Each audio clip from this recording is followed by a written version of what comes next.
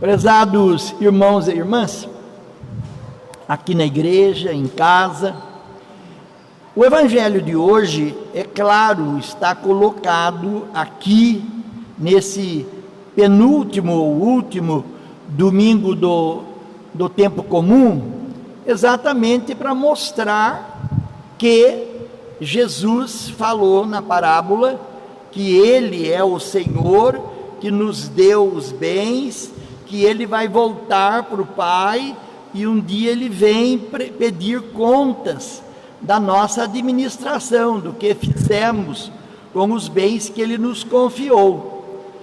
Mostra a sua bondade em ter nos confiado, em ter nos dado seus bens, mas mostra também, junto com a misericórdia, a justiça. Ele vai cobrar, Ele vai querer saber aonde é que foi aplicado tudo aquilo que Ele nos confiou, e na sua justiça haverá punição. O homem que foi mau e preguiçoso foi expulso do convívio, não teve o prêmio de mais bens, pelo contrário, tiraram, ele perdeu aquela única moeda que ele tinha recebido e enterrado.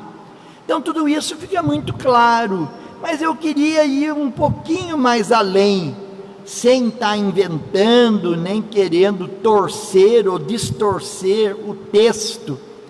Mas eu meditando, eu vou fazendo tanta pregação no fim de semana, são 5, 6 missas, que dá bastante campo para uma reflexão pessoal e tirar mensagens. É um verdadeiro estudo. E olhando para o evangelho de hoje, dentro do contexto de toda a palavra de Deus, me veio muito clara essa ideia que eu queria partilhar com vocês. E exatamente nesses tempos difíceis, de penúria, de falta, de carência, Jesus foi muito claro quando ele disse: o meu reino é dos pequeninos, o último vai ser o primeiro, o menor é o maior. Ele chega a louvar o Pai: Pai, eu vos louvo porque revelastes todas essas coisas para os pequeninos. E pequenino não é nem no tamanho e nem no bolso, é o pequenino em geral, aquele que tem dificuldade. E no evangelho de hoje está muito claro, está escrito, vocês devem não ter prestado atenção porque é muita informação junta, mas o evangelho diz: ele deu para um 5 talentos, talento é o nome da moeda, deu para um 5 talentos, para outro deu 2 e para outro deu 1, segundo a capacidade de cada um. Então, o patrão, quer dizer, Jesus, já sabia que aquele que recebeu um só era limitado, tinha dificuldades, seja de que ordem for. Então, Deus deu a lógica, ou de 5 foi para 10, ou de 2 foi para 4, mas ele disse para aquele você devia, pelo menos, ter colocado o meu dinheiro no banco, como quem diz: eu sabia que você não ia ter capacidade administrativa, de investimento, de crescimento, mas você, se colocasse no banco, pelo menos eu tirava com juros, embora os juros não sejam lá grande coisa, mas pelo menos não é um dinheiro parado. No fim, você está entregando para mim uma moeda suja, está enterrada, está com terra, está com barro. Então, eu olhando para isso, eu notei que quase que Jesus está querendo dizer, o patrão disse: por que você me decepcionou? Eu já sabia, eu não esperava outra coisa, eu não esperava muita coisa, mas eu queria que pelo menos você se empenhasse, eu queria que você se doasse, se desse, se comprometesse comigo, com os seus irmãos, porque o dinheiro colocado para juro, para poupança, é um dinheiro que é aplicado na administração pública, no bem da cidade. Quer dizer, um monte de gente se aproveita, se beneficia, e aí a hora que você precisar, você retira o seu capital e mais o acréscimo, porque tudo aquilo que foi investido rendeu, o dinheiro se movimenta. Quer dizer, Jesus queria isso, e no entanto o moço vem, ainda fala umas bobagens. Eu sei que o Senhor é um homem bravo, eu sei que o Senhor não é muito justo, o Senhor colhe onde não plantou, quer tirar onde não colocou. Quer dizer, ainda foi ofensivo. Podia ser até verdade, mas tem certas coisas que a gente não precisa dizer, por caridade. Então é isso que eu senti no Evangelho de hoje, Jesus falando para nós: olha, eu sei que você não tem como os outros. Não vou falar das diferenças de corrupção, de roubo, não. Estou falando o normal. Uns têm mais, outros têm menos. Aquele que tem mais, talvez porque por condições muito pessoais, investiu mais na faculdade, na escola. Eu fui capelão da universidade lá atrás, de 83, quando eu me ordenei, até 90. Então, quando eu inventava, eu tinha 30 anos, estava inteiro, magrinho, era leve, era ágil. Eu ia de curso por curso, interrompia a aula com autorização do chefe de departamento, e fazia todo mundo rir com as minhas bobagens, mas eu tentava passar uma mensagem. Me lembro até um dia, na faculdade de Direito, não é isso que é o tema, só quero falar um detalhe. Um dia eu estou descendo aquela escadaria da faculdade de Direito, um professor, porque todos me conhecem desde que eu nasci, amigos de meus pais, eu sou taubatiano. Então um professor, todo de terno, descendo a escada, disse: oi Fred, o que você está fazendo aqui? Falei: estou tentando vender o meu peixe. Ele riu e disse: mas aqui ninguém quer comprar. Falei: não faz mal, mas ficou cheiro pelo menos, entendeu? Quer dizer, era uma alternativa. De repente vinha um, vinha outro. O senhor foi lá na classe, o senhor falou, eu queria, entendeu? Era um trabalho, mas eu via a dificuldade e a diferença entre uns e outros. Aqueles cursos de tempo integral eram cursos caros: medicina, odonto, arquitetura, algumas engenharias, agronomia, eram cursos de tempo integral. Então eu tinha muita facilidade de trabalhar com eles, porque eu chegava e perguntava: que horas que vocês têm livre amanhã para eu vir aqui? 4 horas da tarde. E chegava lá, não estavam todos, é claro, mas tinha sempre um time esperando, e eu ia, falava. Agora, tinha os cursos noturnos, que você não conseguia nada, porque chegavam já cansados, estudavam aqueles momentos, já queriam ir embora, porque os ônibus estavam... Eu fui um aluno assim, eu fiz letras, noturno.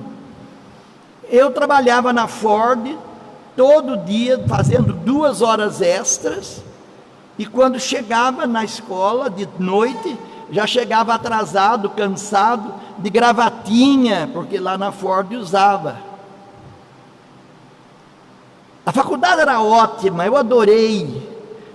Foi naqueles bons tempos em que se ensinava, os professores eram os melhores, mas era um curso apertado, e ainda tinha que escutar dos colegas, dos outros, que ali era um curso de caça-marido. Eu, como não consegui um marido, fui ser padre, entendeu? Mas, além de tudo, tem o bullying, tem a gozação. Pois olha, vou falar uma coisa aqui sem querer ofender. essa diferença, esse bullying existe entre os alunos da medicina e da odonto. Falam que o da odonto não foi, é o médico que não conseguiu. E é um curso importantíssimo, caríssimo, mas sempre tem. Então eu vi a dificuldade de cada um e cada um. Então você pode assumir essa dificuldade e dizer: ah, eu sou de segunda categoria, eu sou de segunda classe, eu queria fazer outra faculdade, eu queria nem estar em Taubaté, eu queria fazer uma federal, eu queria uma grande. Então tudo isso passou no coração daquele moço do talento. Por que aquele tem 10? Por que aquele recebeu 2? Então tudo isso está embutido na parábola de hoje. Não está escrito, mas está implícito. Jesus dizendo: mas olha, eu gosto de todos, mas eu estou privilegiando você, porque você é o pequenino. Se abre para mim, conta comigo, fique meu amigo que eu ilumino você. Mas aquele moço não teve essa intuição, enterrou o talento. Como muitos, vou sair da escola, não vou continuar meu curso. Está enlameado de razão, porque ele sonhou uma coisa, mas eu também sonhei. Dizem que a gente escolhe o curso do qual a gente quer ser o primeiro cliente, né? Eu, na minha loucura, sonhava em ser psiquiatra. Eu queria ajudar, eu sempre gostei. Eu era palestrista, eu dava palestra no Shalom, então eu achava que eu ia ser um excelente profissional. Mas como é que eu ia estudar medicina? Como é que eu ia fazer psiquiatria?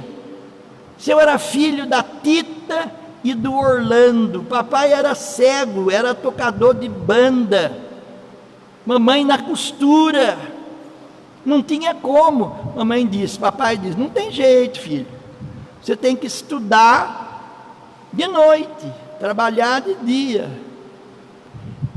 E eu me empenhei, mas claro que eu ficava olhando os colegas. Quando a gente ia no Pan Shop Center, os mais novos nem sabem o que é isso, mas era um restaurante, uma choperia maravilhosa, que tinha ali na Rua das Palmeiras. Vocês nem sabem onde é que é a Rua das Palmeiras, que nem Palmeira não tem, mas era ali na Rua Conselheiro Moreira de Barros, lá em cima, onde hoje é a agência da Caixa Econômica. Ali tem uma maravilha. A dona está sentada ali, não é a dona Terezinha que está ali? É, então, o marido dela era um dos sócios, mas era primeiro mundo, fechava a rua, o circular mudava de itinerário, porque a juventude toda está ali. Pois bem, aí sumiu da minha cabeça que eu fui dar uma volta aí, não sei o que eu estava falando, porque que eu entrei no Pan Shop Center. Bom, mas eu pego outro gancho e continuo, não vou deixar isso barato não. Mas eu estou assim, viu? Inclusive já falei para vocês, eu não sei onde é que eu estou, mas estou gostando daqui. Tem um careca bonito ali, com cara de bom. Gente, então, eu, passando como aluno, eu via essa dificuldade. Como é que eu ia fazer psiquiatria, faculdade de medicina? Como é que eu ia ficar o dia inteiro fora, estudando, se eu tinha que trabalhar? Eu tive que fazer o meu serviço, a minha parte. Então o máximo que eu conseguia era ir tomar um chopinho e olha, maravilha. Mas era um chopinho azedo, porque eu queria ser padre. Verdade, verdade, desde sempre eu quis. Mas nem isso eu podia, porque eu tinha que trabalhar para o pai e para a mãe. Meus irmãos eram casados, não eram ricos, e eu sou o caçula, sou o temporão, eu estava com a responsabilidade. Meu pai se ressentia muito de não ter uma casa própria. Eu falei, não, nós vamos comprar. Fomos na Caixa Econômica, a nossa caixa, fizemos um financiamento, e eu trabalhando na Ford, paguei. Era uma casinha de 3 metros de largura por 35 de fundos. Era uma vila. Mas nossa casinha. Mas enquanto eu não paguei, eu não podia tomar conta da minha vida. Então não fui ser psiquiatra. Eu fiz o mais parecido possível, que é ser padre, porque a gente atende louco o dia inteiro, não é verdade? Mas eu me dou bem, porque eu sou igual, entendeu? E o pior é que cada um que vem conversar comigo leva meia hora, 1 hora de confissão. Lá fora o pessoal diz, nossa, que pecadora. Não é, sou eu que estou falando. Eu estou me abrindo, eu me identifico muito com isso, porque está em mim.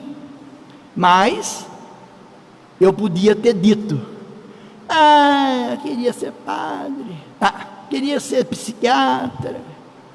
Talvez até por isso que eu bebia um pouquinho demais. Credo, Fred, você? Sim, eu. Amarrava cada pifão em adolescente. Por quê? Porque eu estava enterrando os meus dons, e eu não podia enterrar.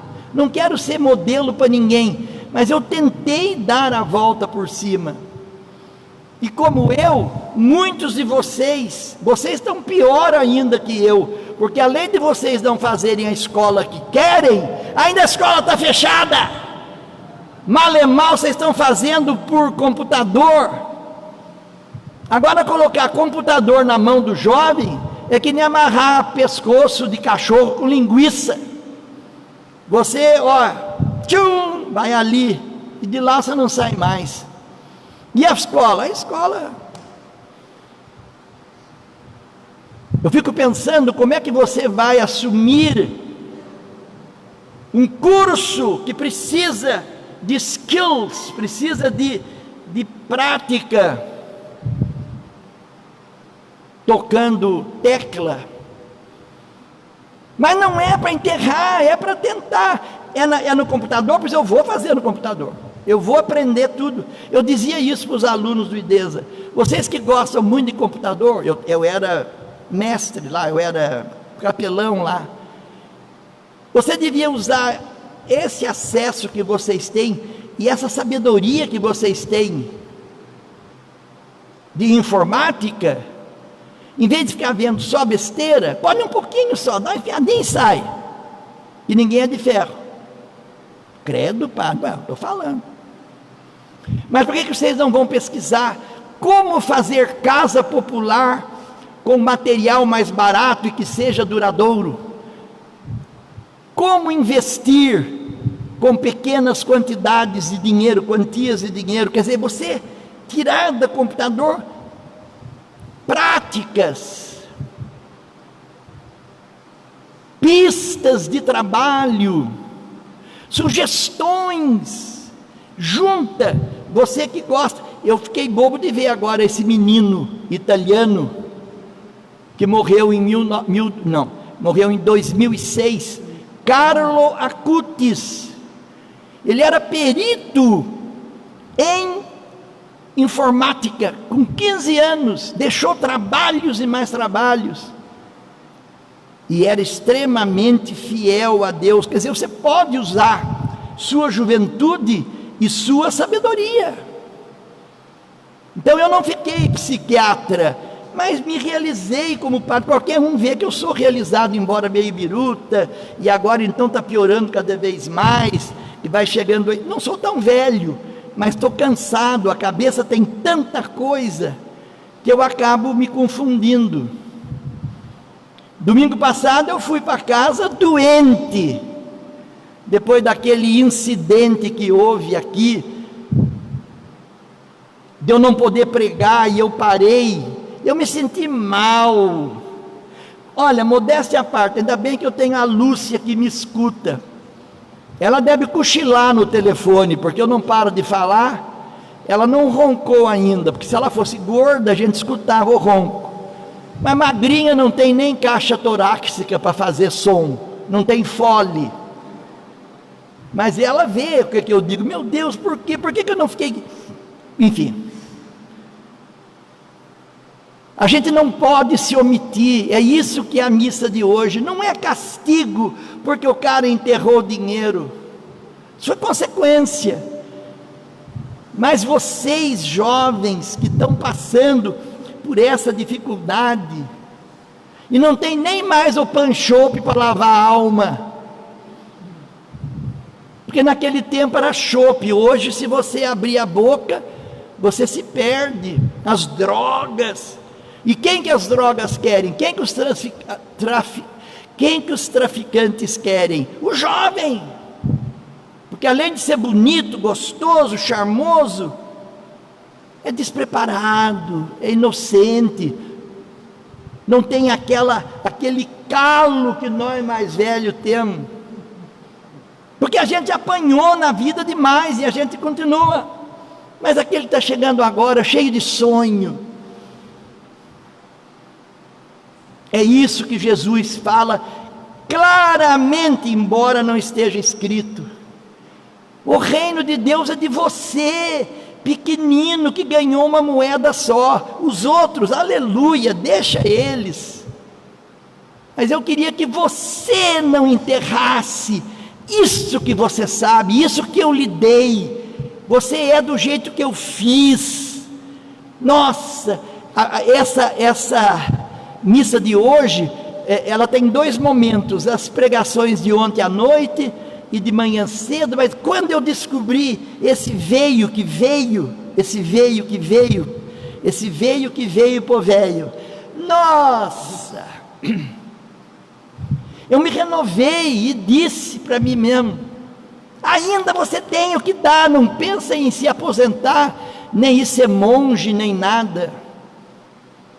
Você quer ser monge, Fred? Quero, pedi, fui rejeitado, porque eu passei da idade. Eles não querem velho lá, tem medo que a gente vá lá para morrer, feito elefante que vai para o cemitério, não?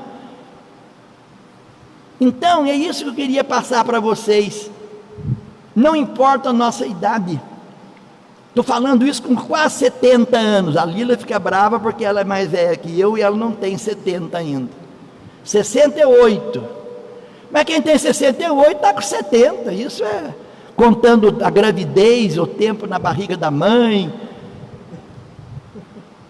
Então todo mundo, eu quando olho para vocês, Dona Neide ali, ela acabou de batizar uma netinha, que eu até gozei da mãe, a mãe é nora dela, dizendo, é seu neto, todo mundo riu, mas de certo queria matar eu, quer dizer, ela tem compromisso de viver, para ver a netinha, Alicia,